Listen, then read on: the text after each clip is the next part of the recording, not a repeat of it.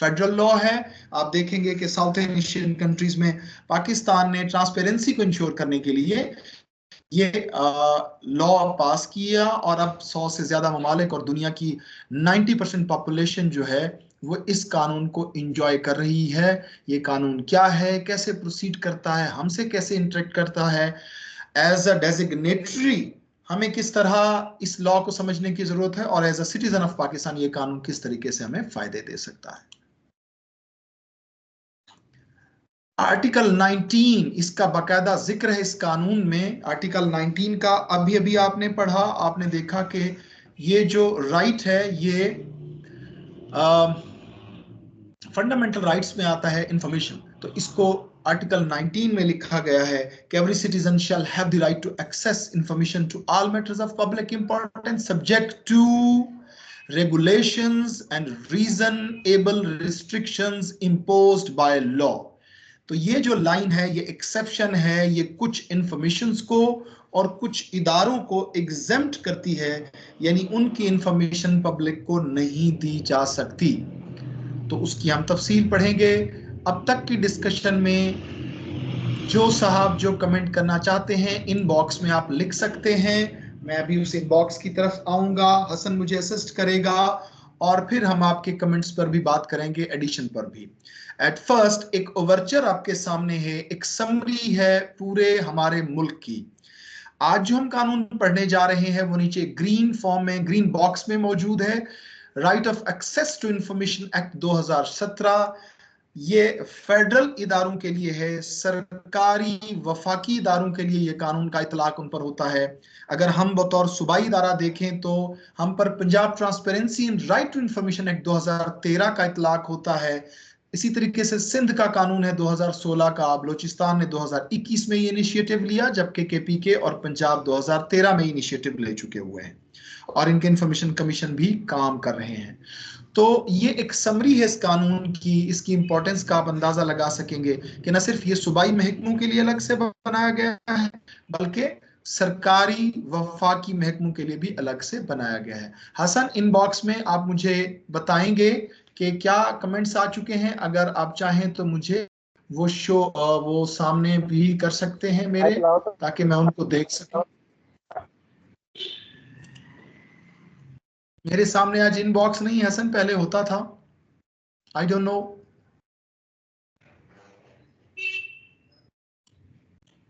जी, अगर कोई साहब अपना कमेंट्स कर चुके हैं तो हसन मुझे इनबॉक्स नजर नहीं आ रहा, चैट रूम आप मुझे बता दीजिए पढ़कर।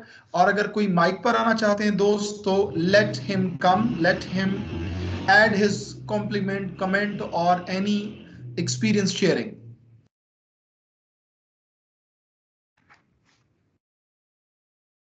हसन, आप मुझे सुन रहे हैं?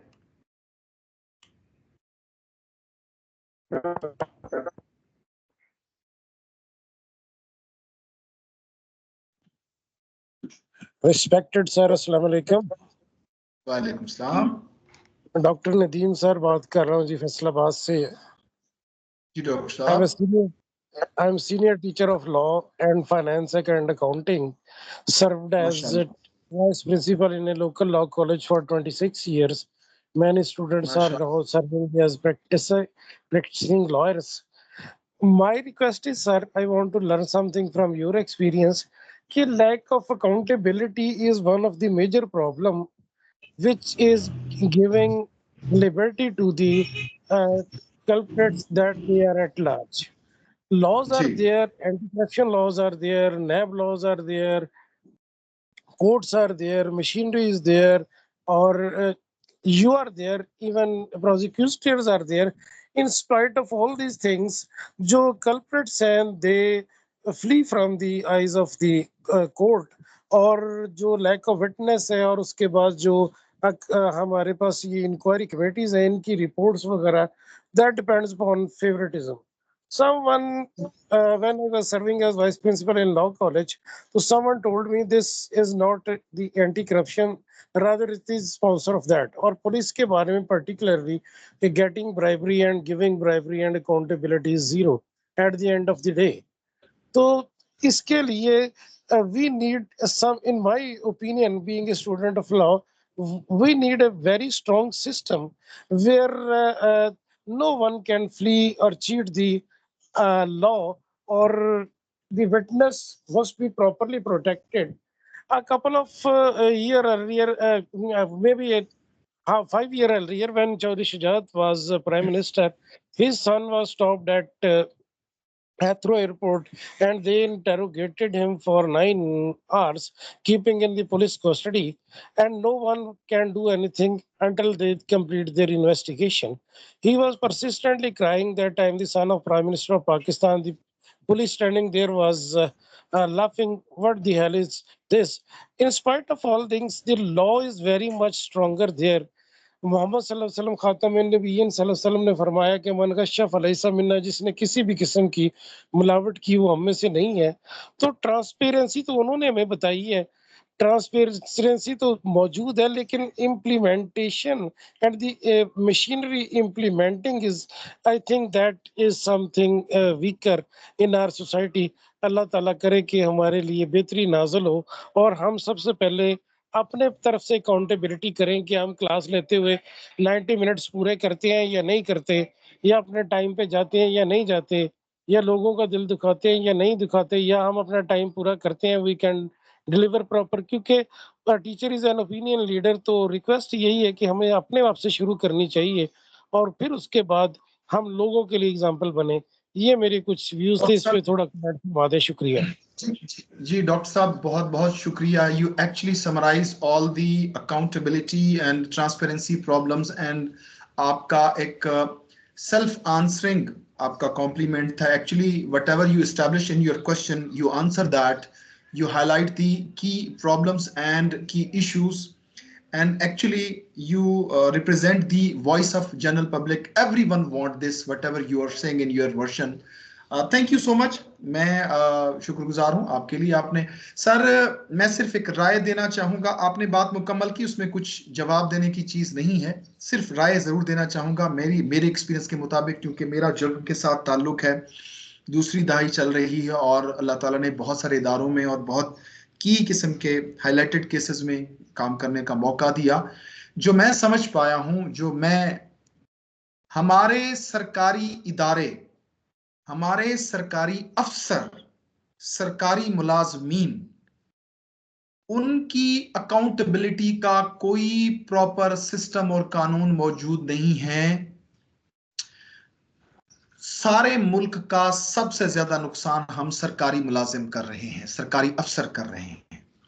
इसकी एक कैप्शन दूंगा, आप सीरीज खुद जनरेट कर लें। अगर एक जगह पर क्राइम होता है, कभी आपने सुना हो उसके एसएचओ को सजा दी गई हो।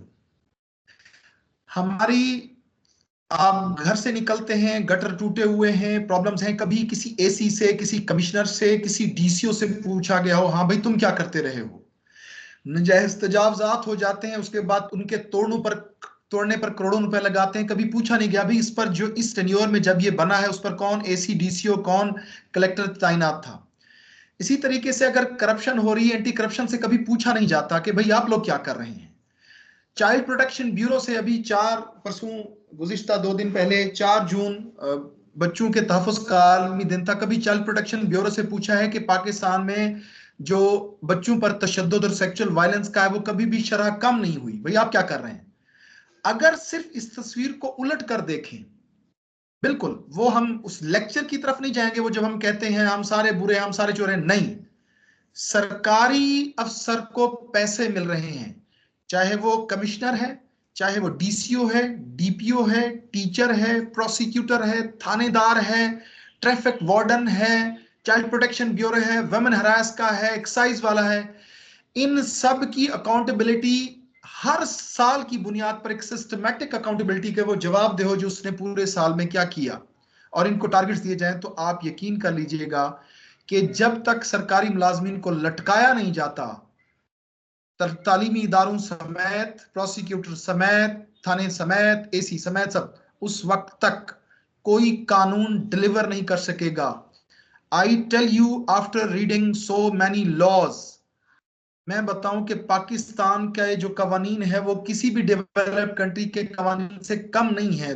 दो चार कवानीन को छोड़ के, लेकिन उसको इन्फोर्स करने के लिए जो इंसान आपने रखे हुए हैं, आखिर उसे इंप्लीमेंट तो इंसान ने करना है।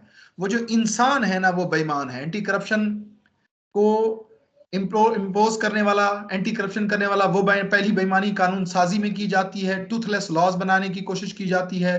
दूसरा उसकी इम्प्लीमेंटेशन। तो मेरा ख्याल ये है कि तो हम अपने लेवल पर क्या कर सकते हैं, आप अपने सोशल मीडिया को ये यूज कर सकते हैं, जब भी कोई इंसिडेंस हो, उस इंसिडेंस पर ह्यू एंड क्राई करते हुए उसके रिस्पॉन्सिबल पर आवाज उठाएं।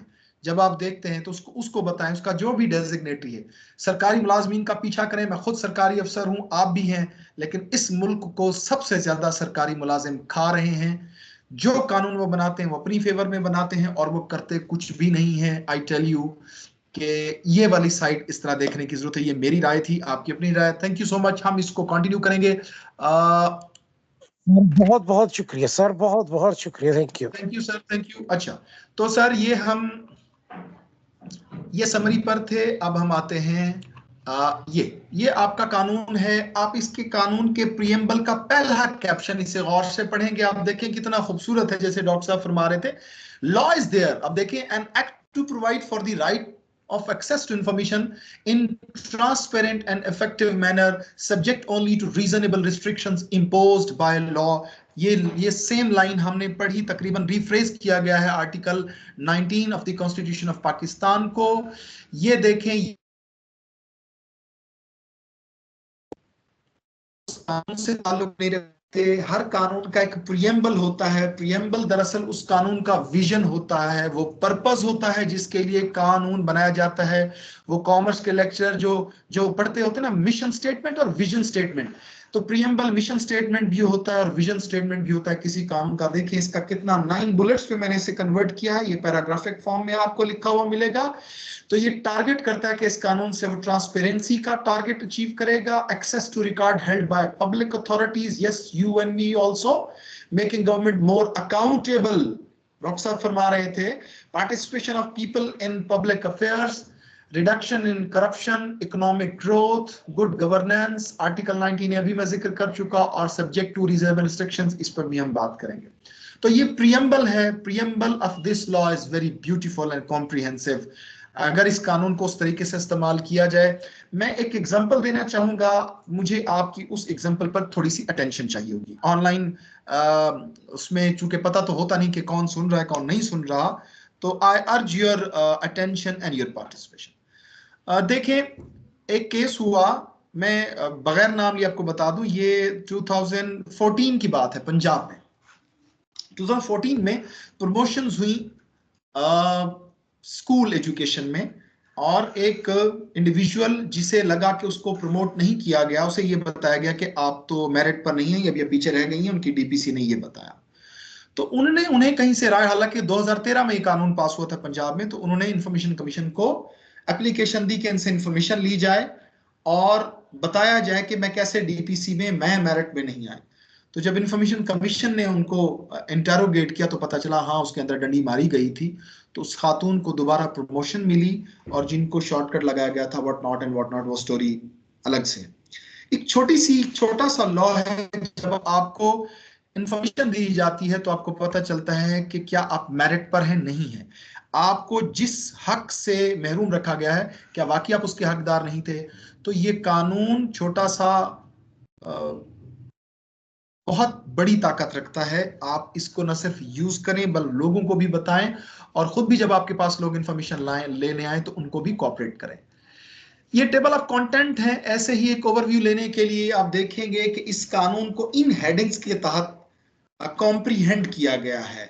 डेफिनेशंस हर कानून की होती हैं, to set the language of that law, right to have access to information not to be denied, maintenance and indexing, publication of availability of record, declaration, exclusion, ये हम पढ़ेंगे कि कौन कौन से एक्सक्लूड हैं और कौन कौन से इंफॉर्मेशन को डिक्लेयर करना जरूरी है, कंप्यूटराइजेशन करना जरूरी है, डेजिग्नेटेड ऑफिशियल, ये आगे आएगा। इस वजह से मुझे लगता है कि आपके लिए इस कानून को रखा गया, क्योंकि ग्रेड 19 का होता है और उसके फंक्शन और डेजिग्नेट इसके फंक्शन है वो भी हम पढ़ेंगे। रिक्वेस्ट किस तरह की जाएगी किसी इदारे को इंफॉर्मेशन लेने के लिए, और इसके प्रोसीजर को समझेंगे। इंफॉर्मेशन रिक्वेस्टेड नॉट हेल्ड अगर वो इंफॉर्मेशन नहीं है, procedure for acceptance and refusal, time limit क्या होगा, फीस अगर कोई होगी तो, और इंफॉर्मेशन एग्जेम्प्ट फ्रॉम डिस्क्लोजर, जैसे कि आपने पढ़ा था कि जो कानून में अगर जहां रिस्ट्रिक्ट कर देगा वो इंफॉर्मेशन हम नहीं ले सकते हैं, अगर इंफॉर्मेशन ना दी जाए तो अपील कहाँ होगी, व्हाट इज इंफॉर्मेशन कमीशन, वो कैसे कॉन्स्टिट्यूट होता है, उसकी पावर्स क्या हैं, और ऑफेंसेस क्या होंगे जो कि हम बतौर सरकारी मुलाजिम खुदा न खास्ता कर सकते हैं, और इंडेमनिटी क्या है, आप जानते हैं इंडेमनिटी क्लॉज होती है, जो लोग लॉ पढ़ते हैं हर लॉ के अंदर कि इस कानून के तहत वो किस किस को किस तरीके से प्रोटेक्ट करता है, इंफॉर्मेशन की रिक्रूटमेंट, लॉ ओवरराइड, अगले सेक्शंस प्योर लीगल हैं। तो इसके तहत हम इन चीजों को पढ़ेंगे। डेफिनेशंस के मुतालिक जैसा कि मैंने अर्ज की कि ये कोई भी जब आप कानून खोल तो सबसे पहले उसकी डेफिनेशंस होती है। अब डेफिनेशन जो आप जिन जिन सब्जेक्ट्स के प्रोफेसर साहिबान हैं वो याद होगा, हम बड़ी लंबी चौड़ी चीजों की डेफिनेशंस पढ़ते हैं, ये वो डेफिनेशंस नहीं है, ये किसी लफ्ज के मीनिंग को उस कानून के इस्तेमाल तक रिस्ट्रिक्ट करने के लिए होती हैं। जब जब ये कानून ऑपरेट करेगा इन लफ्जों का ये मतलब बताया जाएगा, तो हम इसको विजडम या फिलोसफी के लिए कहते हैं कि ये एक्चुअली डेफिनेशन क्लॉज जो होती है, it sets the language of that law, it sets the language of that law. So applicant कौन हो सकता है? इट्स वेरी इंटरेस्टिंग, कोई भी सिटीजन ऑफ पाकिस्तान हो सकता है इसका एप्लीकेंट। अब सिटीजन ऑफ पाकिस्तान इशारा करता है किसी जिंदा इंडिविजुअल को, तो अगर इदारों को इंफॉर्मेशन चाहिए हो तो इस कानून में यहाँ उसकी गुंजाइश नहीं रखी गई, मेरे नजदीक उसकी गुंजाइश होनी चाहिए थी। और information means information based on record, जो आपके रिकॉर्ड में मौजूद है वो इंफॉर्मेशन होगी, रिकॉर्ड में जो मौजूद नहीं होगी वो इंफॉर्मेशन की डेफिनेशन नहीं होगा। अगर आप अनऑथोराइज रिकॉर्ड देंगे तब भी आपको इस कानून के तहत सजा हो सकती है, और वो इंफॉर्मेशन जो आपके रिकॉर्ड में नहीं है वो आप बता सकते हैं कि नहीं है, तो उसको रिक्वायर नहीं किया जा सकता। जैसे महकमा तालीम से एक्साइज एंड टैक्सेशन की इंफॉर्मेशन नहीं ली जा सकती, महकमा तालीम से आप जाके फूड डिपार्टमेंट की इंफॉर्मेशन के लिए अप्लाई नहीं कर सकते। तो जो रिकॉर्ड आपके पास है you are responsible for that record. Principal officer, इसे देखिएगा, प्रिंसिपल ऑफिसर किसी वफाकी महकमे का जो हेड होगा या मिनिस्टर होगा, दोनों सूरतों में जैसे आप देख रहे होंगे, government ministries and divisions factory there of in all other cases the head or chief executive of the public body for by whatever designation identified। तो जनाब ये आ जाएंगे अगली डेफिनेशन पे। ये कानून पढ़ने में जरा एक बोरिंग सा काम होता है, अगर इस किसी भी कानून को समझना हो, मैंने शुरू में अर्ज की, इसे हमें वर्ड बाय वर्ड चलना पड़ता है। अगर इसका टेक्स्ट आपके पास, जब हम अपने प्रोसिक्यूशन डिपार्टमेंट और दीगर जो हमारे लॉ की, हमारी पुलिस की ट्रेनिंग्स हम करवाते हैं या प्रोसिक्यूटर्स की करवाते हैं, या जैसे हम प्राइस कंट्रोल मजिस्ट्रेट्स को लॉ पढ़ाते हैं, तो हम वहां पर उनको टेक्स्ट प्रोवाइड करते हैं, हैंडआउट्स प्रोवाइड करते हैं, क्योंकि वो फिजिकल ट्रेनिंग होती है, उनके हाथ में कानून होता है और हम उस पर बहुत सारी बातें करते हैं। और कानून की ट्रेनिंग के लिए टाइम भी बहुत खुला चाहिए होता है। इसी तरीके से देखेंगे पब्लिक बॉडी मींस, देख लेंगे फेडरल गवर्नमेंट को जहन में आप लोग रखेंगे तो फेडरेशन के तमाम इदारे पब्लिक बॉडी में आएंगे, चाहे वो नेशनल असेंबली है, चाहे वो सेनेट है, इसमें कोर्ट, ट्रिब्यूनल, कमीशन, ये सब शामिल हैं।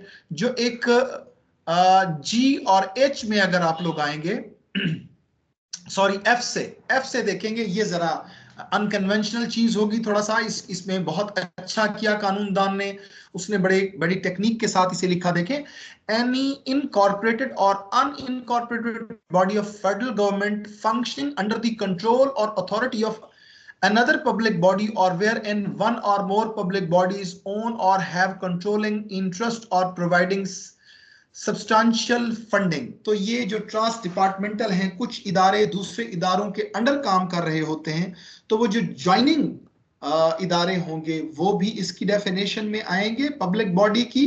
और जी देखेंगे, पब्लिक बॉडी की डेफिनेशन इसीलिए जरूरी है, जो इदारा पब्लिक बॉडी की डेफिनेशन में फॉल करेगा उस पर इस कानून का इतलाक होगा, वो बाउंड है कि वो इंफॉर्मेशन एप्लीकेंट को दे, वो अपनी इंफॉर्मेशन इंटरनेट पर दे, वो अपनी इंफॉर्मेशन पब्लिक करे, उसका प्रॉपर रिकॉर्ड मेंटेन करे। तो पब्लिक बॉडी की डेफिनेशन में जो जो इदारे आ जाएंगे उन पर इस कानून की रिस्पॉन्सिबिलिटी होगी। इसीलिए इसको क्लियरली ना सिर्फ डिफाइन करना जरूरी है, बल्कि किसी भी इदारे का इस लॉ के क्लच में आने के लिए जरूरी है कि वो पब्लिक बॉडी हो। तो जी और एच देखेंगे, any other organisation which undertakes a public function to the extent of that function. ठीक है, कोई भी ऑर्गेनाइजेशन जो पब्लिक फंक्शन करे, अब चाहे वो सरकारी इदारा ना हो लेकिन वो फंक्शन पब्लिक कर रही है। इसकी कैसे एग्जांपल ली जा सकती है? जैसे कोई सरकारी काम करवाना है, कोई रोड कंस्ट्रक्ट करवाना है, कोई ब्रिज कंस्ट्रक्ट करवाना है, और आप किसी प्राइवेट इदारे को उसका ठेका देते हैं, तो चूंकि वो पब्लिक फंक्शन कर रही है वो इदारा वो प्राइवेट है, लेकिन इसके बावजूद वो इंफॉर्मेशन देने के पाबंद है कि उसे कितना पैसा मिला, उसने कंस्ट्रक्शन किस तरीके से की, कितनी उसकी बाइंग है, कितनी उसने यूज किया, ये देने का पाबंद है। तो ये जी क्लास बहुत अच्छी है। तमाम जो टेंडर्स दिए जाते हैं, ठेकों पर काम किए जाते हैं, उनकी इंफॉर्मेशन एक सिटीजन ऑफ पाकिस्तान कॉल कर सकता है। H, a non government organisation, आप जानते हैं एनजीओ को, विच डायरेक्टली और indirectly receives or has received public funds, subsidy, tax exemption, piece of land, or any other benefit involving public funds, and any other non-government organization or body registered under any law for the time being in force. तो NGO अगर government के funds को use कर रही हैं, अगर उनके किसी का माइक ओपन है, आवाज आ रही है? अच्छा, तो कोई भी जो एनजीओ है अगर वो पब्लिक फंडिंग यूज कर रही है, या टैक्स एग्जम्पशन ले रही है, या सब्सिडी ले रही है, या वो किसी किस्म की जो एसेट्स ऑफ स्टेट है वो यूज कर रही है, तो the same NGO is also answerable as far as the information is concern. किसी का माइक ओपन है, कोई बोलना चाह रहा है और वो माइक ओपन कर रहा है, तो हसन साहब उनको फैसिलिटेट करें। प्रोफेसर साहिबान हैं, इनका काम है बोलना, तो ये ज्यादा देर इनका चुप बैठना भी कोई अच्छी चीज नहीं है। So let them speak. Free right to have access to information not to be denied. ये देख लीजिएगा, subject to the provision of this act, no applicant shall be denied access to information or record held by public body. The act interpreted so as to advance its purposes as set out in the preamble, promote the right of access information, facilitate, encourage promptly disclosure of information. ठीक है जी, ये एक right they दिया गया कि भाई किसी को इनकार नहीं करना अगर इंफॉर्मेशन के पीछे उसकी नीयत और उसका विजडम और उसका scope right to information act में आता है।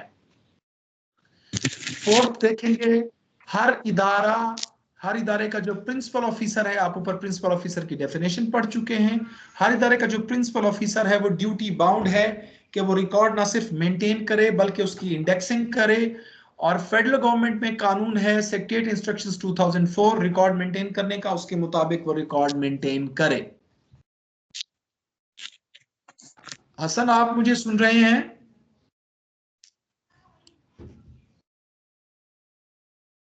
अच्छा, हसन साहब कहीं मसरूफ है।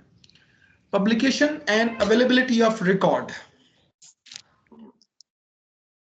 अपने प्रिंसिपल ऑफिसर ड्यूटी बाउंड है कि इस कानून के पास होने के 6 माह के अंदर अपने तमाम रिकॉर्ड, पीछे बताया गया कि उसको रिकॉर्ड को मेंटेन इंडेक्सिंग करे, और अब यहां पर है कि उसकी पब्लिकेशन करे और इंटरनेट पर को एक्सेस दे। ये जो सेक्शन है ये दरअसल प्रोएक्टिव अप्रोच है। इससे मुराद ये है कि बजाय इसके कि लोग आपके पास दरखास्त लेकर आए, आप इन्होंने लिस्ट इस सेक्शन में प्रोवाइड कर दी है, बड़ी डिटेल्ड लिस्ट है।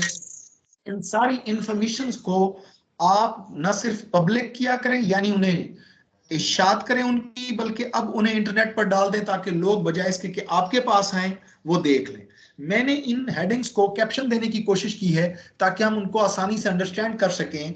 जैसे ए क्लास है, जेडीज आप जानते हैं जॉब डिस्क्रिप्शंस, तो हर इदारा, वफाकी इदारा ड्यूटी बाउंड है कि वो अपनी ह्यूमन रिसोर्स की जॉब डिस्क्रिप्शन, कि हमारे पास फलां डेजिग्नेशंस हैं, उनके ये काम है, इस तरीके से वो रिक्रूट होते हैं, ये उनका काम है, और उनकी ड्यूटीज और प्रिविलेजेस और उनके जो मुआवजे हैं, उनके पर्क्स हैं, वो सारी की सारी तफसील दे। कोई इदारा अगर इसकी तफसील नहीं दे रहा तो वो सेक्शन 5 सब सेक्शन ए की वायलेशन कर रहा है। बायलॉज हर इदारे के, आप जानते हैं आपके इदारों में अक्सर जी आज नोटिफिकेशन हो गया, कोरिजेंडम इशू हो गया, अब जनाब वो मिनट्स ऑफ द मीटिंग बन गई, फलां बन गया, फलां बन गया, जो कुछ भी है जो फाइनल शक्ल में होता है प्रोसेस में, आगे हम देखेंगे जब ये प्रोसेस में होंगे उसे डिस्क्लोज करने की जरूरत नहीं है। तो statute, statutory rules, regulations, bylaws, orders, notification, so on. तो बायलॉज भी पब्लिश करने हैं, उन तक एक्सेस देनी है पब्लिक को। हर इदारे का एक प्रोसीजरल लॉ भी होता है, जैसे कि रूल्स होते हैं, रूल्स ऑफ बिजनेस होते हैं, मैनुअल्स होते हैं, तो वो प्रोसीजरल लॉज भी उसमें शामिल करने हैं पब्लिकेशन में। और उसका उस हर इदारे ने अपनी जो पॉलिसीज हैं, how it works, how it delivers, how it does not deliver, वो सारी जो पॉलिसी है वो भी उसको डिस्क्लोज करने का पाबंद है हर पब्लिक बॉडी। और इसकी जिम्मेदारी उस पब्लिक बॉडी के प्रिंसिपल ऑफिसर पर लागू होती है। नीचे वो वही सेक्शन कंटिन्यू हो रहा है, देख लीजिएगा, सेक्शन 5 ही कंटिन्यू हो रहा है। आई एम सॉरी, यही टेक्स्ट अवेलेबल था नेट पर, तो उसी को ही आपके सामने डिस्प्ले किया जा रहा है। हमारे पास तो बुक्स हैं, आप जाहिर है अगर कानून की फील्ड से नहीं है तो आपके पास इसकी मुतलका किताबें नहीं होंगी, तो इसलिए स्टैट्यूट इस तरीके से मुझे डिस्प्ले करना पड़ा, so that you can overview. तो ये आपसे शेयर भी कर दी जाएगी, आप इसको यहाँ से देख भी सकेंगे।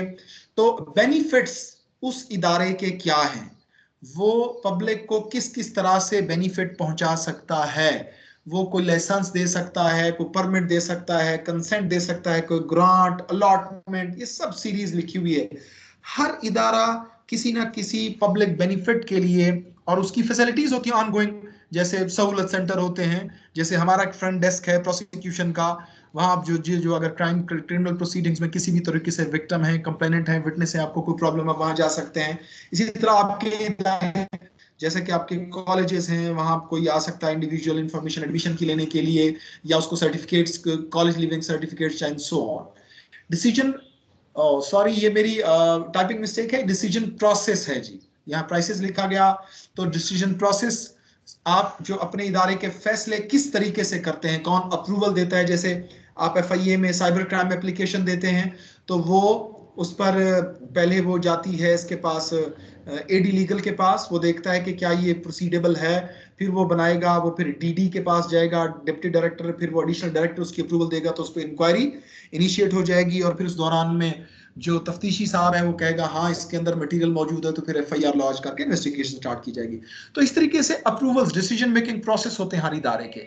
इसी तरीके से बजट है, आप जानते हैं बहुत इंपॉर्टेंट चीज है, हर इदारे का जो बजट है, और इंफॉर्मेशन प्रोसेस है, इंफॉर्मेशन उससे लेने का प्रोसेस क्या है, वो भी आपने अपने, हर इदारे ने अपनी वेब लिंक पर अपने जो मैनुअल्स हैं या अपनी जो पब्लिकेशन है उस पर डालेंगे।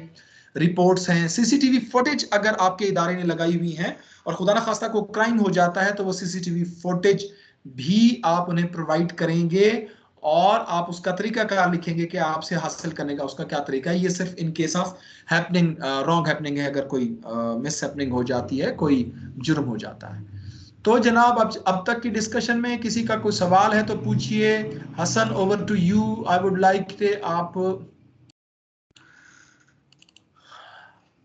जी हसन, आप सुन रहे हैं हसन? आप कोई इनबॉक्स में अगर चैट रूम में कोई क्वेश्चंस आए हैं, वंस अगेन मैं तुम्हें बता रहा हूं, आप आज मुझे वो शो नहीं हो रहे, मुझे नहीं पता मैं किस टीम्स सॉफ्टवेयर में आज मैंने इंस्टॉल किया है इसको, तो चैट रूम मुझे नहीं शो हो रहा। कोई माइक पर आना चाहते हैं तो उनसे उनको क्वेश्चन करने की इजाजत दी जाए। साथ में मेरी रिक्वेस्ट ये होगी कि टाइम की शॉर्टेज की वजह से आपकी मुझे हेल्प चाहिए होगी कि आप थोड़ा सा शॉर्ट रहेंगे, अपने क्वेश्चन और अपने कमेंट को शॉर्ट रखेंगे, तो हम इस सेशन को बेहतर तौर पर कंक्लूड कर सकेंगे। Thank you, thanks for your cooperation. जी, 2 लोगों ने हाथ खड़ा किया हुआ है, रबिया बानो रावलपिंडी से हैं शायद, और आई कैन, मुझे लगता है मैं, जी वालेकुम अस्सलाम। जी अस्सलाम वालेकुम सर। जी सर वालेकुम आपने अस्सलाम। वो रिस्ट्रिक्शंस का जिक्र किया कि कुछ इदारों को एक्सक्लूजन हासिल है, कैन वी नो कि कौन कौन से इदारे हैं जिनका एक्सक्लूजन हासिल है, इंफॉर्मेशन ना देने? आगे वो सेक्शन आ रहा है, आगे डिटेल 2 सेक्शन है, हम सेक्शन 7 और सेक्शन 16 को मिला के पढ़ेंगे। उसमें पूरी तफसील है कि किन इदारों को एग्जाम्पशन हासिल है और किस तरह की इंफॉर्मेशन है। लेकिन आपके जवाब में एक चीज से मैं आपको इनरिच करना चाहूंगा कि जब कोई इदारा रिफ्यूज करेगा इंफॉर्मेशन देने से कि ये इंफॉर्मेशन देने के काबिल नहीं है, तो ये कानून रिक्वायर करता है कि उसकी रीजन बताए, और रीजन में मुतलका सेक्शन बताए कि किस सेक्शन के तहत इस इंफॉर्मेशन को एक्सेप्शन हासिल है। तो इस पर हम बात बिल्कुल करेंगे, ये बहुत इंपॉर्टेंट पहलू है इस कानून का। इस पर आते हैं हम। नेक्स्ट कोई क्वेश्चन जी? Thank you. और कोई?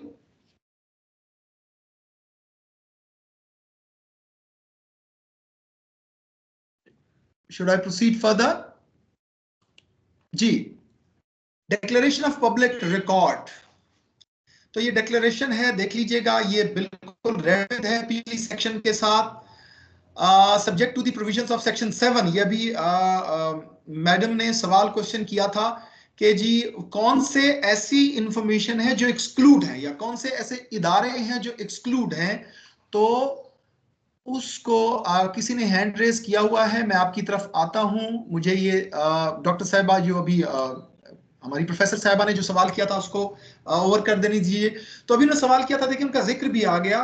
तो सब्जेक्ट टू एग्जाम्पशन है, subject to provision of section 7, the following record of the all public bodies is hereby declared to be public record। ये public record है जी, transaction involving acquisition or disposal of property, अगर कोई इदारा property लेता है, खरीदो फरोख्त करता है, इसी तरीके से ग्रांट, लाइसेंस, ये ऊपर अभी हमने ये सारी चीजें की है, दरअसल उसी की एक तरह के से एक्सप्लेनेशन है।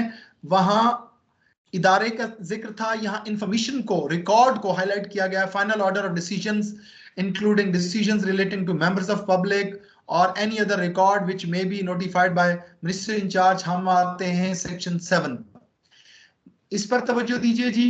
ये वो एक्सेप्शंस हैं जिनका अभी जिक्र हुआ। प्रोफेसर साहबा ने पूछा कि कौन से एक्सक्लूड है, ये सर्टेन रिकॉर्ड्स हैं, इनको आप देखेंगे। अब नोटिंग ऑन फाइल्स, जो लोग सेक्रेटरीट या एडमिनिस्ट्रेटिव हेड्स में काम कर चुके हैं, तो फाइल्स पर हम नोटिंग देते हैं और नोटिंग देकर आगे भेजते हैं। या लॉ इन्फोर्समेंट की जो फाइल्स होती हैं जिनमें इंक्वायरी होती है, जो लोग पीडा की इंक्वायरी कर चुके हैं आप देखते हैं, उन पर हम नोटिंग देते हैं। नोटिंग ऑन फाइल्स, जब तक वो फाइल फाइनल नहीं होती वो नोटिंग को पब्लिक नहीं किया जा सकता, नहीं करना।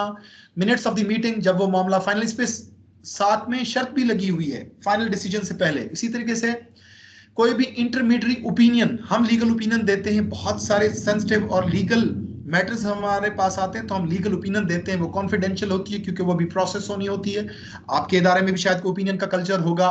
रिकॉर्ड ऑफ बैंकिंग कंपनीज, जब जो क्लाइंट का, कस्टमर का प्राइवेट रिकॉर्ड है वो आप पब्लिक नहीं ले सकती। अलबत्ता वाजे रहे, मैं आपको बताता चलूं कि जितनी भी ये जो फाइनेंशियल इंस्टीट्यूशंस में रिकॉर्ड्स होते हैं, जब लाइन ब्लैक मनी यानी या टेररिज्म फाइनेंसिंग के लिए या इस तरह के किसी भी ऑफेंस के लिए, जैसे मेरे पास एक केस आया, एक फीमेल बैंकर का मर्डर हुआ, तो उनका कंप्लेनेंट साइड का ये मानना था कि उनके साथ कोई जो जिसने उनका कत्ल किया वो इनसे पैसे लिया करता था। और तो फिर हमने उनकी जो ट्रांजैक्शंस हैं वो निकलवाई और सीसीटीवी फुटेज जो ब्रांच है उसके निकलवाए, तो किसी हद तक ये बात सही निकली। तो इस तरह के रिकॉर्ड लिए जा सकते हैं। लेकिन जब क्राइम हो जाता है या मनी लॉन्ड्रिंग की जो हम स्पाई करते हैं, उसमें जासूसी करते हैं, और इसी तरह टेररिज्म फाइनेंसिंग के बड़े दिलचस्प केस होते हैं, वक्त की शॉर्ट होने की वजह से मैं एक्सप्लेन नहीं कर सकता। तो ये है, अदरवाइज आम इंडिविजुअल को किसी के बैंकिंग रिकॉर्ड की इंफॉर्मेशन नहीं दी जा सकती। Record related to defence forces, आप जानते हैं जो डिफेंस इंस्टॉलेशंस हैं और हमारी जो आर्म्ड फोर्सेस हैं उनकी इंफॉर्मेशन को पब्लिक नहीं किया जा सकता। नेशनल सिक्योरिटी के मैटर्स को record declared as classified by the ministers, और अगर फेडरल गवर्नमेंट के मिनिस्टर ने किसी रिकॉर्ड को, ये उसी बात का हवाला आ रहा है नीचे प्रोविजन में प्रोवाइडेड से। प्रोफेसर साहब तवज्जो देखिएगा इसके अंदर, देखें अगर कोई मिनिस्टर किसी रिकॉर्ड को क्लासिफाइड कर देता है तो देखें इसके अंदर लिखा हुआ है कानून में कि वो इसकी रीजन देगा कि क्या वजह है कि आपने क्लासिफाइड किया है, और अगर क्लासिफाइड किया है तो उसकी रीजन बताएगा। अदरवाइज वो रीजन अगर ठीक नहीं होगी तो वो उसका जवाबदेह होगा। Record relating to the personal privacy of any individual, आप जानते हैं जाती जिंदगी के जो रिकॉर्ड है, राइट टू प्राइवेसी भी फंडामेंटल राइट्स में आता है पूरी दुनिया में। राइट टू प्राइवेसी यही वजह है कि आपकी बहुत जो बहुत सारी जो व्हाट्सएप और दीगर जो है वो इनक्रप्टेड होती हैं, प्राइवेट होती हैं। Record of private documents furnished to a public body either on an express or implied condition information contained in any such। अच्छा, आप यहाँ पर थोड़ा सा जो व्यू है थोड़ा चेंज है, बल्कि मजेदार ट्विस्ट है कि अगर किसी इदारे में, प्राइवेट इदारे ने अपना रिकॉर्ड जमा करवाया, जैसे securities and exchange commission of Pakistan है, उसमें प्राइवेट कंपनीज अपने रिपोर्ट्स जमा करवाती हैं या तफसील जमा करवाती हैं, तो वो जाहिर है वो उनका एक प्राइवेट रिकॉर्ड है, तो वो पब्लिक इदारे के पास। Securities and exchange commission of Pakistan सरकारी फेडरल इदारा, आप जानते हैं। स्टेट बैंक के अंदर अगर कोई प्राइवेट बैंक ने जमा करवाया हुआ है तो वो गवर्नमेंट के इदारे के पास, लेकिन वो रिकॉर्ड चूंकि प्राइवेट इदारे का, लिहाजा उसे पब्लिक नहीं करना है। इसी तरीके से इसको रेड विथ करेंगे, हम वापस 8 पर आएंगे, इसे रेड विथ कर देंगे हम 16 के साथ।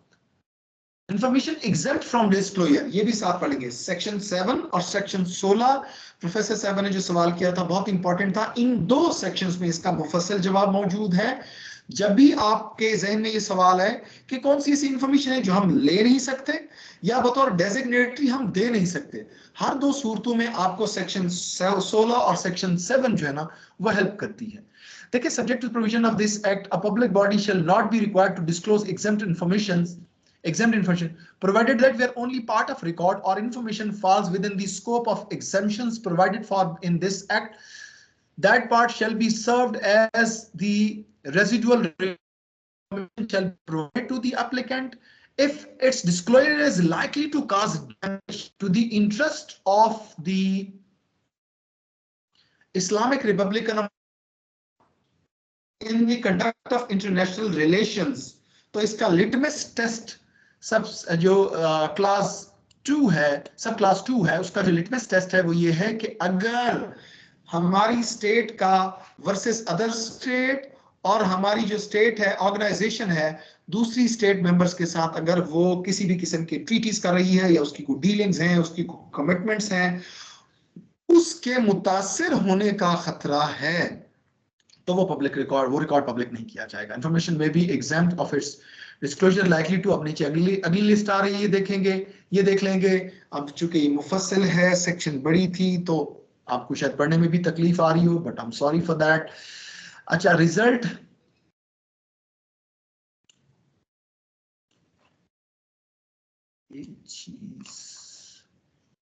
अच्छा, तो जनाब रिजल्ट इन कमिटमेंट, ये मेरे आगे उसका आ रहा है, पढ़ा इसलिए नहीं जा रहा क्योंकि इसकी वो जो आपका टीम्स हैं, क्लास 1 शायद आप पढ़ पा रहे होंगे, class 2 harm the detection, prevention, investigation, inquiry.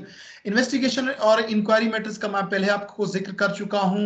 Reveal the identity of confidential source of information, ये जनरल लॉ भी है कि अगर सोर्स ऑफ इंफॉर्मेशन स्पाई है, जैसे हम क्रिमिनल जस्टिस सिस्टम में हमें हमारी जो पुलिस को या लॉ इन्फोर्समेंट को कोई स्पाई इन्फॉर्मर इन्फॉर्म करता है तो हम उसकी जो आइडेंटिटी है वो डिस्क्लोज नहीं करते।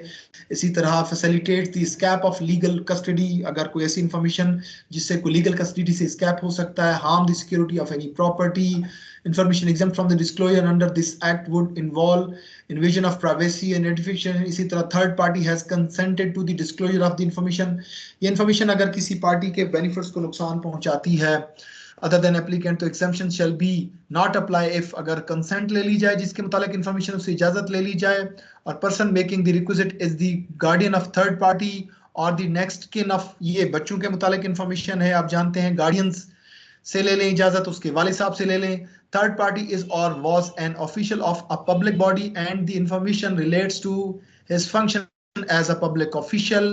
Information is exempt if as so long as its disclosure is likely to cause damage to the economy of results, premature disclosure of the proposed introduction, abolishing। ये देख सकते हैं आप, जाहिर है चूंकि हमारे मुल्क में ऐसा नहीं होता, तो हम जब ये लॉ पढ़ते हैं तो फिर as an individual from general public तो हम मुस्कुरा देते हैं। जैसे कुछ इंफॉर्मेशन ऐसी होती है जिससे आप डिस्क्लोज करें तो वो इकोनॉमी पर बुरे असरात हो सकते हैं। जैसे आप पेट्रोल प्राइसेस पर देखते हैं, जब पेट्रोल बढ़ने लगता है तो पेट्रोल के डीलर्स बहुत ज्यादा पेट्रोल ले लेते हैं। वो ऑब्वियसली कॉन्फिडेंशियल इंफॉर्मेशन होती है, लेकिन वो डिस्क्लोज हो चुकी होती है।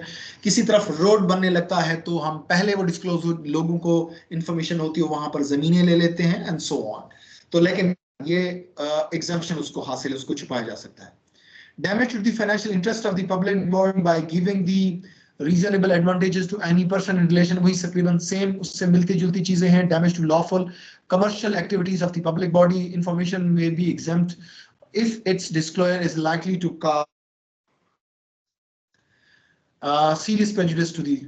तो जनाब ये डिटेल्ड लिस्ट है, इसमें कोई कॉन्सेप्चुअल चीजें नहीं है, इनको आप रीड कर सकते हैं। टाइम की शॉर्टेज से तो हम जरा आगे बढ़ेंगे और ताकि आपको आखिर में बोलने का मौका भी दिया जा सके। Computerisation of voluntary disclosure of record, हम पहले बात कर चुके हैं, कंप्यूटराइजेशन करनी है जो रिकॉर्ड है, सेक्शन 5 में हमने इसका जिक्र पढ़ा था। इसी तरीके से डेजिग्नेटेड ऑफिशियल कौन होगा, देख लीजिए आप लोगों को अपने इदारे का डेजिग्नेटेड ऑफिशियल बनाया जा सकता है।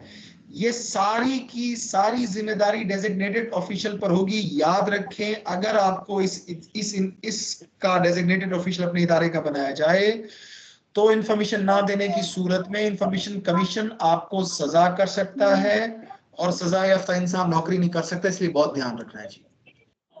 अच्छा, जहां डेजिग्नेटेड ऑफिशियल नहीं होगा वहां प्रिंसिपल ऑफिसर को डेजिग्नेटेड ऑफिशियल समझा जाएगा। नीचे देखेंगे लास्ट प्रोविजो में, चूंकि नॉन गवर्नमेंटल ऑर्गेनाइजेशन जो है ना, एनजीओ के मुतालिक हमने ये जाना था कि जब वो पब्लिक का बेनिफिट यूज कर रही होंगी, पब्लिक फंक्शन कर रही होंगी, तो वो भी इस लॉ के तहत ड्यूटी बाउंड होंगी।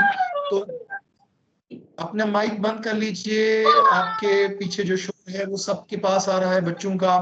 अच्छा, तो नॉन गवर्नमेंट ऑर्गेनाइजेशन जो है वो चूंकि उनके वहां ग्रेड्स तो होते नहीं है कि वो ग्रेड 19 का बंदा रखें, तो वो फिर उसी तरीके से अपने मुताबिक को senior officer. Functions of designated officials, information वो देगा, मैं पहले बता चुका कि जब उसे रिक्वेस्ट आएगी तो वो इंफॉर्मेशन लेकर देगा। उसका आपने देख लीजिएगा कि कोई भी तरीकाकार हो सकता है इंफॉर्मेशन लेने का। कोई citizen of Pakistan in person भी हाजिर होकर ले सकता है, मेल भी कर सकता है, फैक्स भी कर सकता है, ऑनलाइन रिक्वेस्ट भी भेज सकता है, ईमेल भी भेज सकता है। और कोई इदारा एप्लीकेशन लेने के लिए स्पेसिफिक फॉर्म भी इशू कर सकता है, तो फिर वो फॉर्म फिल करना पड़ेगा। और इसी तरीके से in no case shall an applicant be required to provide reasons for his request। Important बात है, दरखास्त दहिंदा, वो जो बंदा दरखास्त दे रहा है, चाहे वो इस्लामाबाद में बैठे किसी इदारे से, चाहे वो फैसलाबाद में बैठे किसी इदारे से, वो बंदा लेने वाला राजनपुर से ताल्लुक रखता है, तो आप उससे ये नहीं पूछ सकते कि आपको इंफॉर्मेशन क्यों चाहिए। तो इस कानून ने सेक्शन 11 की सब सेक्शन 5 में ये क्लियर कर दिया कि जो रीजन है वो बताने का पाबंद नहीं है, ना आप उससे पूछने का इख्तियार रखते हैं। तो जनाब information request for is not held, जब वो इदारा अगर वो इंफॉर्मेशन उनके पास नहीं है तो 10 वर्किंग डेज में उसे बता दीजिएगा कि जनाब आप जो आप इंफॉर्मेशन मांग रहे हैं हमारे पास मौजूद नहीं। अच्छा जनाब, ये टाइम लिमिटेशंस देख लीजिएगा प्लीज। 10 वर्किंग डेज में उसको जवाब देना जरूरी है, लेकिन अगर इंफॉर्मेशन की मिकदार ना जो लिमिट है वो ज्यादा है, वो बल्क फॉर्म में है या उसको लोकेट करना मुश्किल है, तो 10 एक्स्ट्रा वर्किंग डेज लिए जा सकेंगे। और इसी तरीके से अगर उस इंफॉर्मेशन का ताल्लुक किसी की लिबर्टी और लाइफ के साथ है, किसी की जिंदगी और उसकी आजादी के साथ है, तो वो 3 दिन में वो इंफॉर्मेशन देना जरूरी है। आप महकमा तालीम में आमतौर पर आपको इस बात से वास्ता नहीं पड़ेगा, लेकिन कुछ इदारे जैसे मेडिकल होता है, जो हमारी हॉस्पिटल्स हैं, वहां इन बातों का ताल्लुक हो सकता है, इन चीजों के साथ हो सकता है। तो किसी की जिंदगी के साथ अगर किसी का ताल्लुक है तो आप वो दे सकते हैं। फीस हो सकती है, एक मुनासिब किस्म की फीस इन इंफॉर्मेशन की हो सकती है, वो एप्लीकेंट को देना जरूरी है। मैं जिस सेक्शन की तरफ आपको लेके जाना चाह रहा हूं वो है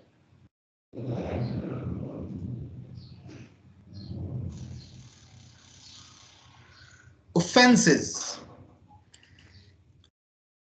तो ये देखिएगा, ऑफेंसेस को देखिएगा, any person who acts wilfully to obstruct the implementation of this act, obstruct access to any information or record with a view to preventing the exercise of right of provided by this act, obstruct the performance by any public body of duty under this act, interfere with the work of information commission, destroy a record without lawful authority, shall be punishable with a fine not exceeding 50,000 rupees. 50,000 कुछ नहीं है, लेकिन जब बंदा को सजा याफ्ता हो जाता है तो फिर अपनी सरकारी नौकरी नहीं कंटिन्यू कर सकता, ये याद रखना है। सबसेक्शन 2 पढ़ते हैं एक दफा। In addition to any other action that may be taken under any other law for the time being in force, any person who willfully destroys a record which at the time it was destroyed was the subject of an applicant for access to information or appeal or otherwise obstructs access to information which is the subject of an application or appeal with the intention of preventing its disclosure under this act commits an offense punishable with imprisonment for the term which may extend to 2 years or with fine or with both। ठीक है, तो ये देखना है आपने। मैं conclude करूंगा shortage of time की वजह से। जब किसी इंफॉर्मेशन अप्लाई करने वाले को इंफॉर्मेशन नहीं दी जाएगी तो वो दरखास्त देगा नेशनल इंफॉर्मेशन कमीशन में। नेशनल इंफॉर्मेशन कमीशन के पास सिविल कोर्ट के इख्तियारात मौजूद हैं और वो जो इख्तियारात हैं वो इस्तेमाल करते हुए आपको सजा कर सकते हैं और बतौर आप बहैसियत पब्लिक ऑफिसर आप जानते हैं सजा का आपके लिए क्या मीनिंग है। House is open for all of you to put questions और एनी कमेंट ऑन दिस। बीच में से जो प्रोसीजरल कम आपसे रेलेवेंट सेक्शंस थी उनको ओवरलुक कर दिया गया, वो आप रीड करना चाहे रीड कर लें। इस लॉ का प्रोसीजर मैं रिपीट कर रहा हूं कि फेडरल इदारे और प्रोविंशियल इदारे दोनों, प्रोविंशियल इदारे और वफाकी इदारे दोनों ही पाबंद हैं जो लिस्ट ऑफ इंफॉर्मेशन दी गई है पंजाब के इदारे राइट टू इंफॉर्मेशन एक्ट 2013 के तहत, सूबाई जो वफाकी इदारे हैं वो 2017 के तहत पाबंद हैं कि कोई भी फर्द पाकिस्तान का सिटीजन ऑफ पाकिस्तान वो आके दरखास्त देगा कि मुझे तफसील बताई जाए कि आप अपना बजट कहाँ खर्च करते हैं, आपने प्रमोशंस कैसे की हैं, आपके इदारे में जो एम्प्लॉयज की डेफिनेशन वो है वो क्या क्या बेनिफिट्स ले रहे हैं, कितने सीसी की गाड़ियां हैं और कितना फ्यूल खर्च होता है, ऑनरेरिया किस किस को दिया गया है। कोई भी दरखास्त दे सकता है। उसकी दरखास्त के मुतालिक अगर हम वो इंफॉर्मेशन उनको 10 दिनों के अंदर और 10 एक्स्ट्रा दिनों के अंदर नहीं देंगे तो वो नेशनल इंफॉर्मेशन कमीशन चला जाएगा और पाकिस्तान पंजाब में पंजाब इंफॉर्मेशन कमीशन उसके पास चला जाएगा। वो फिर हमें शो का नोटिस इशू करेंगे कि हाँ भाई आपने क्यों नहीं दिया। अगर हम इंफॉर्मेशन दे देते हैं या उनको सेटिस्फाइड नहीं करते हैं तो फिर वो आपको समन करेगा। समन करने के बाद अगर उस कमीशन को ये लगेगा कि हमने जानते बूनते हुए इंफॉर्मेशन को छुपाई है तो वो हमें जुर्माना कर सकता है, कैद की सजा कर सकता है। हर दो सूरतों में हमारा इनफरादी नुकसान हो सकता है। इस कानून का ताल्लुक एक तरीके से बतौर डेजिग्नेटरी आपके साथ है, दूसरा बतौर सिटीजन ऑफ पाकिस्तान। तक मुकम्मल हुई। मैं आपका बहुत शुक्रगुजार हूं, बड़ी पेशेंस के साथ आपने सुना। अब आप हैंड रेस कर सकते हैं, मैं आपका माइक ओपन कर सकता हूं। अनफॉर्चुनेटली आज चैट रूम मेरे पास शो नहीं हो रहा, वरना मैं पूछ देखता रहता। उस तरह ज्यादा आसानी से आपकी बातों को देखा जा सकता है और आपको रिप्लाई किया जा सकता है। तो जनाब 15 मिनट्स आपने उसमें नमाज का ब्रेक लिया था, दैट्स फाइन। अब आपकी 8-10 मिनट पड़े हैं आपकी डिस्कशन के लिए, कर लीजिए। क्योंकि जितनी भी ट्रेनिंग्स और क्लासें होती हैं तो मुझे अपना स्टूडेंट्स का जमाना याद आ जाता है। बिल्कुल भी किसी का 1 मिनट नहीं लेना चाहिए, उसको टाइम पे छुट्टी देनी चाहिए। उम्र का कोई भी हिस्सा हो, छुट्टी बहुत अच्छी लगती है। डॉक्टर तबस्सुम सुल्ताना, मैं आपका माइक ओपन करने लगा हूं जी। अस्सलाम वालेकुम सर। जी वालेकुम अस्सलाम जी सर, आपने स्टार्ट में सबसे पहले एक बात की कि ट्रांसपेरेंसी कैसे होनी चाहिए हमारे अदारों में। तो सर उस सिलसिले में मेरी एक छोटी सी सजेशन है कि सर अगर हम तमाम लोगों के लिए माइट इज राइट की पॉलिसी को ख़त्म कर दें और हर किसी को बेसिक फंडामेंटल राइट्स दे दें तो सर अदारों में ऑटोमेटिकली ट्रांसपेरेंसी एग्जिस्ट करेगी। सर दूसरी चीज़ ये है कि मुझे खुद ये चीज़ फेस करनी पड़ी है पिछले 1-2 साल में कि सर अगर कोई प्रॉबिंग होती है, डिस्ट्रिक्ट कंट्रोलिंग अथॉरिटी जो है वो रिलक्टेंट है आपको प्रॉबिंग की रिपोर्ट देने से। सर मैंने हर फोरम पर लिखा, तो डिस्ट्रिक्ट कंट्रोलिंग अथॉरिटी मुझे लिखती है कि your demand is unjustified for the under the law of principle, कि हम आपको वो रिपोर्ट ही नहीं देंगे कि किसी प्रॉबिंग कोई प्रॉब करवाया है आपने, और आप उसकी रिपोर्ट तो आप उस बंदे को देना जिसके अगेंस्ट आपने करवाया है। तो सर इस सिलसिले में मैंने right to transparency information act 2013 के तहत मैंने कमीशन को भी लिखा, लेकिन सर कहीं भी मुझे उस सिलसिले में कोई भी रिस्पॉन्स पॉजिटिव अनटिल नाउ अब तक नहीं मिला। तो सर मुझे काइंडली इस सिलसिले में गाइड कीजिए। Thank you very much. अच्छा, मुझ तक आपकी आवाज इतना पहुंच चुकी है कि आपने कोई रिपोर्ट रिक्वायर की है जिससे आपका राइट मुतासिर हुआ है। वो रिपोर्ट क्या है मैंने सुन नहीं पाया, लेकिन मैं आपको जरूर बताऊंगा। मैं गुजारिश करूं कि एक तो आपने अच्छा किया, आपके पास रिकॉर्ड होगा कि आपने इंफॉर्मेशन ली, नहीं दी गई। आप इंफॉर्मेशन कमीशन के ऑफिस को आपने विजिट किया है? यस, उनको भी मैंने विजिट किया और मैंने उनको लेटर भी लिखा, मेरे पास उसकी रिसीविंग भी मौजूद। ठीक है, कानूनी तौर पर अब आपके पास, अगर आपके पास दोनों मौजूद है तो उन दोनों को पार्टी बनाकर आप रिट जुरिस्डिक्शन में जा सकती हैं। मैंने शुरू में गुजारिश की थी कि जब ह्यूमन राइट्स, फंडामेंटल राइट्स की बात आएगी, जो दरअसल कॉन्स्टिट्यूशन ऑफ पाकिस्तान में मौजूद है, और ये लिस्ट हमने दरअसल बाहर से बारो की है, पूरी दुनिया के रिटन कॉन्स्टिट्यूशन में ज्यादातर में ये लिस्ट मौजूद है। जब भी वो पूरे नहीं होंगे, रिट लाई करेगी। हाई कोर्ट में आप रिट कर सकती हैं, जिसमें आप इंफॉर्मेशन कमीशन को भी पार्टी बनाएंगी, और जिस इदारे ने आपको नहीं दिया, जो डेजिग्नेशन आपको नहीं दिया, उनको बतौर डेजिग्नेशन भी आप उन्हें भी पार्टी बनाएंगे। तो after that the high court will see कि जनाब आप लोगों ने अपनी ड्यूटी पूरी क्यों नहीं की। मैं आपको यकीन दिलाना चाहता हूं कि जब बड़ी अदालतों में ये मामला जाते हैं, आमतौर पर कवानीन पड़े होते हैं, उन पर अमल दरामद नहीं होता, लेकिन जब बात जुडिशियल फोरम पर जाती है तो फिर लिखा हुआ कानून जीतता है, हमेशा लॉ प्रिवेल करता है। ये लॉ मौजूद है, आप देखेंगे कि वो जस्टिस साहब या जो भी जज होंगे वो उनसे कोई और सवाल नहीं पूछेंगे, वो इसी सेक्शन को सामने रख के पूछेंगे, ये सेक्शन लिखा हुआ है, आपने इसके मुताबिक काम किया है, अगर किया है तो मुझे उसकी एक्सप्लेनेशन दे दें। वहां फिर लॉ वो करेगा। तो आपके पास अगला फोरम रिट है, और मैं दुआ करता हूं कि आपको इंसाफ मिले। नेक्स्ट जी। Thank you very much. Thank you. अस्सलाम वालेकुम सर। जी वालेकुम अस्सलाम। डॉक्टर लुबना खान बात कर रही हूँ सर, गुजरांवाला से। डॉक्टर साहिबा। सर मेरा सवाल ये है कि हमने आज ये तो सारा कुछ सीख लिया, या शायद मेरे से वो पोर्शन स्किप हो गया, कि हम कौन सी इंफॉर्मेशन अपनी ऐसी है या किस तरह की इंफॉर्मेशन है जो हम डिनाई कर सकते हैं कि हम आपको देने के मजाज नहीं है। फॉर एग्जांपल एक दफ़ा हमारे कॉलेज में कुछ दरख्त जो थे वो तारों के साथ कनेक्ट हो गए, तो बार बार हमारा ट्रांसफार्मर जो है वो उड़ना शुरू हो गया। बांस थे वो ना, तो वो हमने ऊपर ऊपर से कटवा दिए, तो वो जाहिर है वो कॉलेज में गंद पड़ा हुआ था और बांस थे, तो वो रिमूव करवा दिए वेस्ट मैनेजमेंट वालों को बुलवा के। तो मेरे पास न्यूज़ रिपोर्टर्स आ गए कि जी आपने कॉलेज के बांस कटवा के तो बेच दिए हैं, तो हमें बताएंगे आपने वो किस तरह बेचे और क्यों बेचे। तो मैं आपसे ये पूछना चाहती हूँ, मैंने चूंकि उसकी सारी रिटर्न कार्रवाई मुकम्मल की हुई थी अल्हम्दुलिल्लाह, तो I was confident to answer them, लेकिन मुझे बाय लॉ मुझे उन्हें क्या रिस्पांस देना चाहिए? अच्छा, किस कॉलेज की बात कर रही है? आपका कहाँ पे पोस्टेड है? सर मैं गवर्नमेंट मियां रहमत Ali graduate college of form economics Gujranwala में पोस्टेड हूँ।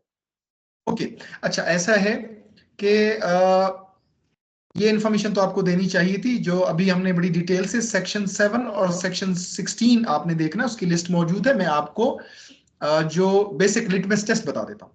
एक तो अगर तो किसी की प्राइवेसी इन्वॉल्व है, यानी जो प्राइवेट किसी की इंफॉर्मेशन है वो हम नहीं दे सकते, जाहिर है। अगर उसका कुछ सिक्योरिटी के साथ ताल्लुक है वो नहीं दे सकते।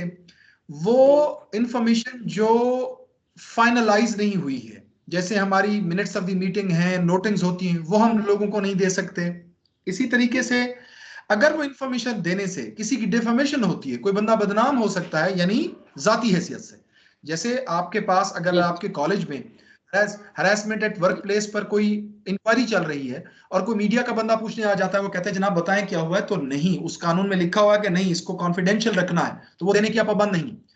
अगर उसका ताल्लुक से किसी की जान को खतरा हो सकता है, अगर उसे डिस्क्लोज करने से पाकिस्तान के ताल्लुकात किसी और स्टेट के साथ डिस्टर्ब हो सकते हैं, पाकिस्तान के किसी इदारे के साथ, किसी और के साथ ट्रीटी डिस्टर्ब हो सकती है, पाकिस्तान की इकोनॉमी को नुकसान हो सकता है। तो इस तरह की चीजें हैं जो आप नहीं डिस्प्ले कर सकती, यानी लोगों को नहीं दे सकती।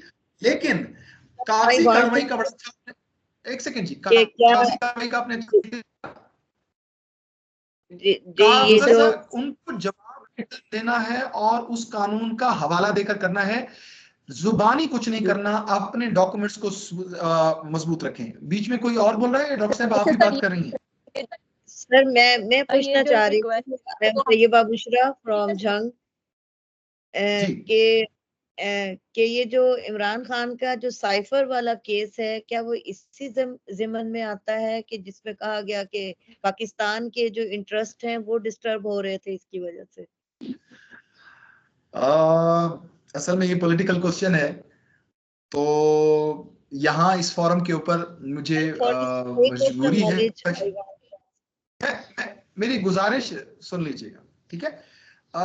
जो वो है मैटर, मैं सिर्फ तमाम प्रोफेसर साहिबान को बतौर लॉ का स्टूडेंट एक गुजारिश करना चाहता हूँ।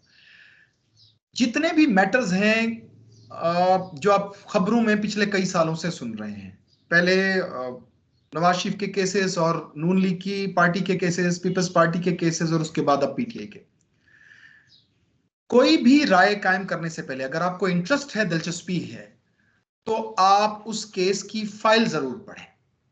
और वो फाइल मिल जाती है, जो केस फाइल हो गया अदालत में उसकी मुसद्दका नकल मिल जाती है, वो पब्लिक रिकॉर्ड है। आप मीडिया की रिपोर्टिंग पर ना जाइए, उस फाइल को पढ़ें। उस फाइल में वो कवानीन लिखे होंगे जिनके तहत वो फाइल वजूद में आई होगी, वो जुर्म हुआ होगा, वो इल्जामात लगे होंगे। उस कानून को एक क्लिक मारिए नेट के ऊपर, आपके सामने आ जाएगा। आपको इतनी चीजें क्लियर होंगी कि आपको समझ आ जाएगी कि आपको मीडिया देखने की जरूरत नहीं है। ये बात मैंने इसलिए कही है कि पिछले कई सालों से मैं अपने घर में, अपने दोस्तों में, हर जगह दो हिस्सों में तकसीम हुई हुई है दुनिया, अपना घर भी, हमारे कुलीग भी। मैं आमतौर पर ऐसी किसी बहस में हिस्सा नहीं लेता। वो लड़ रहे होते हैं जबकि उनके पास इंफॉर्मेशन ही नहीं होती, एक सेकेंडरी इंफॉर्मेशन होती है जो कि दरअसल बिल्कुल प्योरीफाइड नहीं होती। तो आप लोग अगर वाकई अपने मुल्क का आपके प्यार करने वाले सिटीजन हैं और आप बड़े पैट्रियट हैं मिजाजन, और आप चाहते हैं कि आप अपनी सियासी जो पिक्चर है उसके ऊपर अपना रोल प्ले करें बतौर इंडिविजुअल, तो आपको अनबायस्ड होकर उन केसेस को, उस केसेस पर कोई आर्टिकल को सोर्स ना समझें, किसी टॉक शो को, किसी यूट्यूबर को, किसी दानिश्वर को। आई टेल यू कि जब आप वो फाइल और मुतलका कानून पढ़ेंगे तो वो सब के सब लोग या तो आपको अहमक लगेंगे या बेईमान लगेंगे। मैं अपनी बात यहां मुकम्मल करूंगा। Any other sir? जी अस्सलाम वालेकुम आमिर साहब। एकेडमिक इंस्टीट्यूशंस के हवाले से क्वेश्चन है कि सर हमारे पास जो डाटा होता है और हमारी जो जनरल पब्लिक है वो स्टूडेंट्स और उनके पेरेंट्स ही होते हैं, तो हमारे पास मेरिट लिस्ट होती है एडमिशन की, फिर स्कॉलरशिप्स की लिस्ट होती हैं, फिर कोटा की लिस्ट होती है। तो अगर मतलब उसके ऊपर कोई क्लेम करता है कि जी हमें स्कॉलरशिप क्यों नहीं दिया गया, या हम कोटा में सिलेक्ट नहीं हुए, या दाखिला नहीं हुआ, तो फिर हम किस हद तक लो कर सकते हैं, किस हद तक पब्लिक कर सकते हैं चीजें? इस कानून के प्रीव्यू में आप मुकम्मल तफसील दे सकती हैं, बल्कि देनी चाहिए। बल्कि ये कानून यहां तक रिक्वायर करता है कि ये तफसीलें आप अपनी वेबसाइट पर और अपने जो भी आपका इशाती सोर्स है, इवन नोटिस बोर्ड है, वहां पर आप दे सकते हैं। आपने अखबार में देते होते हैं, आप वहां दे सकते हैं। आपका जो रिसाला को पब्लिश होता है उसके अंदर दे सकते हैं। तो पब्लिकेशन और इंटरनेट पे डालने की इसके अंदर बाकायदा स्पेशल सेक्शंस इस कानून में मौजूद है। इसकी पूरी तफसील दें। इस कानून की एग्जाम्पशन यानी सेक्शन 7 और सेक्शन 16 से इसका कोई ताल्लुक नहीं है। दिया करें बजाय इसके लिस्ट देने की बात नहीं है, वो तो दी जाती है, वेबसाइट्स पे दी जाती है, लेकिन फिर भी अगर कोई क्लेम करता है कि नहीं आप हमें दिखाएंगे कि आपने किस तरह उसकी तफसील जो उसकी क्यूरी की तफसील आपने देखे, मेरी बात सुन लीजिएगा कि आपने जो आप मेरिट लिस्ट बनाते हैं उसका कोई क्राइटेरिया होता है ना, कोई मेरिट होता है जिसकी बुनियाद पर वो लिस्ट बनती है। वो मेरिट के जो जो आपके क्राइटेरिया, जो प्रिंसिपल्स हैं, जो उसूल हैं, वो उसूल तो ऑलरेडी आपकी वेबसाइट पर मौजूद होने चाहिए। फिर जो आप वर्क करते हैं, जहां जब आप लिस्ट डिस्प्ले करते हैं, मैं आपको रिक्वेस्ट करता हूं कि जब आप लिस्ट डिस्प्ले करते हैं तो उसके ऊपर पहले पूरा पैराग्राफ, आप इंटरनेशनल ऑर्गेनाइजेशंस की पब्लिकेशंस पढ़िए, वो पहले ऊपर सारा कुछ बताते हैं ये कुछ हुआ है, इतने लोग आए थे, ये हमारा उसूल था, ऐसे असेस किया गया, ये हमारी कमेटी थी, ये कमेटी के मेंबर थे और उन्होंने इन नामों को फाइनलाइज किया। तो लोगों के खुद ब खुद मुंह बंद हो जाते हैं, आपकी सेल्फ एक्सप्लेनेटरी डॉक्यूमेंट बन जाते हैं। तो पहले दिन से अगर आप वर्किंग ऐसे करेंगे तो आप बहुत सारी जो लिटिगेशन होती है, जो बहुत सारी गैर जरूरी दरखास्तबाजी और लोगों की जो आपके खिलाफ प्रोपगेशन होती है, आप उससे बच जाते हैं। मेरी तरफ से आप तमाम लोगों को छुट्टी है, बहुत बहुत शुक्रिया। अगर कोई सवाल अपने तौर पर करना चाहता है तो मौजूद रह सकता है, क्योंकि आपका टाइम हो चुका है। You are not bound to stay, आप फ्री हैं, आप जा सकते हैं, क्विट कर सकते हैं। अस्सलाम वालेकुम। जी वालेकुम अस्सलाम। सर मदीहा आबिद बात कर रही हूँ रावलपिंडी से। सर मेरा क्वेश्चन ये है कि आपने रिक्वेस्ट करनी है कोई इंफॉर्मेशन लेने के लिए, तो उसके लिए कोई प्लेटफॉर्म है जहाँ पर एप्लीकेशन देनी है और कोई रिक्वेस्ट करनी है? क्योंकि मैंने अक्सर देखा है कि गवर्नमेंट हॉस्पिटल्स में, गवर्नमेंट कॉलेजेस या स्कूल्स वगैरह में ऐसे ही, जैसे मैडम बता रही थी, मैडम लुबना, कि आ जाते हैं मीडिया पर्सन्स और वो आपको हरास करते हैं और इंफॉर्मेशन लेने के लिए आपको जो है ना वो हरासमेंट का आप शिकार होते हैं। तो इसका कोई क्राइटेरिया होना चाहिए रिक्वेस्ट करने का और एक बेहतर तरीके से इंफॉर्मेशन कलेक्ट की जाए। Very good question. I repeat, जो कुछ हमने कहा दोबारा रिपीट वो बता रहा हूं, जरूर सुन लीजिए, बड़ी इंपॉर्टेंट बात है, दोबारा से इसे इस लॉ की रोशनी में सीरीज में समझ लें। हर इदारे में एक डेजिग्नेटेड ऑफिसर होगा। वो इदारा मजाज है कि वो इंफॉर्मेशन लेने का तरीकाकार खुद बना सकता है। वो चाहे तो एप्लीकेशन परफॉर्मा बना सकता है, वो चाहे तो इंफॉर्मेशन लेने की फीस रख सकता है। तो जिस इदारे से इंफॉर्मेशन चाहिए होगी, ये कानून रिक्वायर करता है कि वो उसके डेजिग्नेटेड ऑफिसर के पास जाए और उस इदारे के इंफॉर्मेशन लेने के रूल को फॉलो करे। कहता है मुझे तहरीरी दरखास्त चाहिए, वेरी गुड। असालतन हाजिर होना जरूरी है, वेरी गुड। ईमेल चाहिए, वेरी गुड। और अगर आपका परफॉर्मा होगा तो वो परफॉर्मा दे, वो फिल करके दे। तो ये तरीकेकार होगा। ये नहीं है कि जो बंदा मुंह उठाए किसी भी इदारे में उसे क्या इंफॉर्मेशन दे, नहीं। डेजिग्नेटेड ऑफिसर आप सबसे पहले अपने इदारों में बनाए, जो ग्रेड 19 का होगा, उसका नाम डिस्प्लेड हो या कम से कम अनाउंस्ड हो। उनके पास एप्लीकेशन आएगी थ्रू प्रॉपर चैनल। वो मजाज होता है कि वो कंसर्न क्वार्टर से इंफॉर्मेशन लेके विद इन 10 डेज, और अगर इंफॉर्मेशन ज्यादा है तो 20 दिन यानी 10 दिन एक्स्ट्रा लेगा, और अगर उस इंफॉर्मेशन का ताल्लुक किसी की लाइफ लिबर्टी के साथ है तो 3 दिन के अंदर वो इंफॉर्मेशन उसे रिटन फॉर्म में दे देगा। इसमें कोई हर्ज नहीं है कि कोई आपसे इंफॉर्मेशन लेने आता है। हाँ, मीडिया के लोग जिस तरीके से आते हैं आप जानती हैं। यहाँ एक छोटी सी सिचुएशन तो कॉम्प्लेक्स हो जाती है, लेकिन चूंकि मैं कानून से वाबस्ता हूं लिहाजा मैं आपको लॉ जरूर बताऊंगा कि आपका जो हैरेसमेंट एक्ट 2010 है, या जो फिर पंजाब ने भी उसको अडॉप्ट कर लिया, तो वो उस कानून के तहत इंफॉर्मेशन लेने आने वाला शख्स भी उस हैरेसमेंट की जो लिमिटेशन है उसमें रहने का पाबंद है। अगर वो उसके अंदर नहीं रहता है, वो जेंडर की जो लिमिटेशंस हैं उसको वायलेट करता है, तो इंफॉर्मेशन वाला कानून अपनी जगह पड़ा रह जाएगा, उस पर एप्लीकेशन हो सकती है। मैं रिपीट करना चाहूंगा, harassment is not sexual harassment. अब इसकी डेफिनेशन को और ज्यादा 2022 में एक्सटेंड कर दिया गया है। जब भी जेंडर की बुनियादों पर किसी भी इंडिविजुअल को जेंडर, वीकर जेंडर, एज औरत का एज ए वीकर जेंडर किसी भी तरीके से शाउट किया जाएगा, उसको बुरे नाम से पुकारा जाएगा, उसको ताना दिया जाएगा, इवन उसको स्टीयर किया जाएगा, सूरतों में वो जवाबदेह है। तो कानून दोनों, हम जहां जहां मौजूद होते हैं तमाम किस्म के कानून वहां मौजूद होते हैं। राइट टू इंफॉर्मेशन एक्ट का ये मतलब नहीं है कि जो बंदा लेने आए वो हैरास करने का उसके पास राइट है। तो हैरासमेंट के हवाले से ये जवाब है। प्रोसीजर मैंने भी आपको बता दिया है। जहां तक आप खुद बतौर सिटीजन बनना चाहते हैं, आपके सवाल का पहला हिस्सा था, तो आप किसी भी इदारे में जाएंगे, उनसे इंफॉर्मेशन लेंगे, वो नहीं देता तो फिर आप इंफॉर्मेशन कमीशन जाएंगे, इंफॉर्मेशन कमीशन अगर नहीं करता तो फिर आपको हाई कोर्ट में रेट में जाना चाहिए। And I tell you it works. जी तुषार परवीन साहब मुझे बोलती और कोई है जी? Thank you sir for the detail reply. जी अस्सलाम वालेकुम आमिर साहब, रावलपिंडी से साजिद महमूद फारूकी। जी फारूकी साहब, मैं करंटली सर काम कर रहा हूँ as controller of examination Rawalpindi board. तो बोर्ड के पास बच्चों का डाटा होता है, पर्सनल डाटा होता है जो एप्लीकेंट्स होते हैं।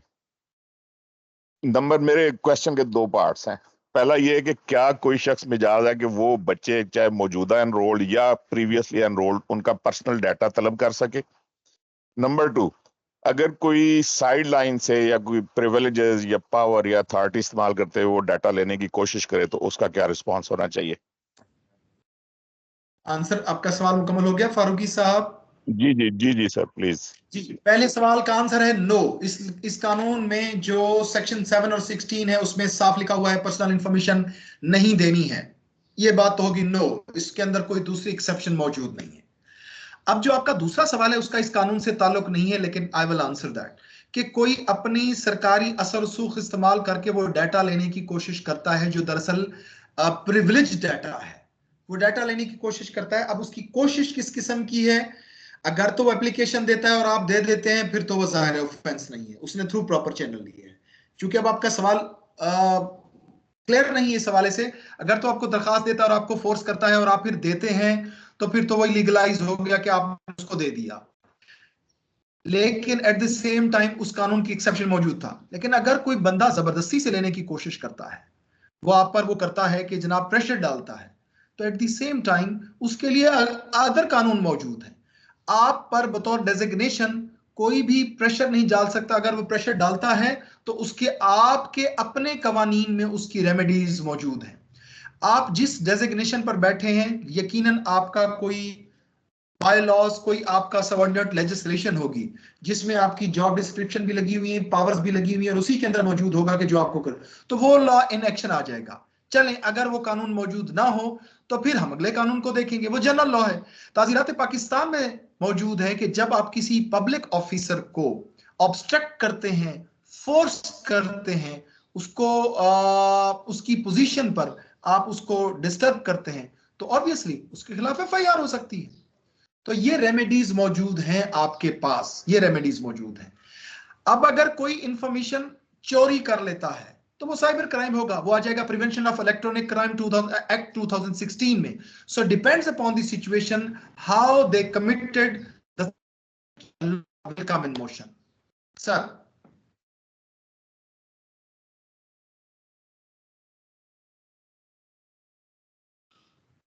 सर वाइंड अप कीजिएगा प्लीज।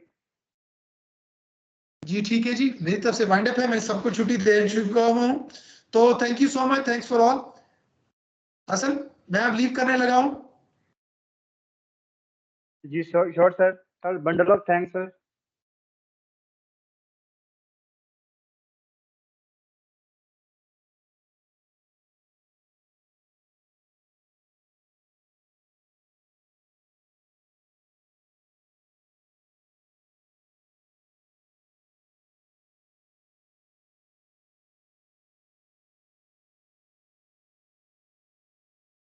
अस्सलाम वालेकुम।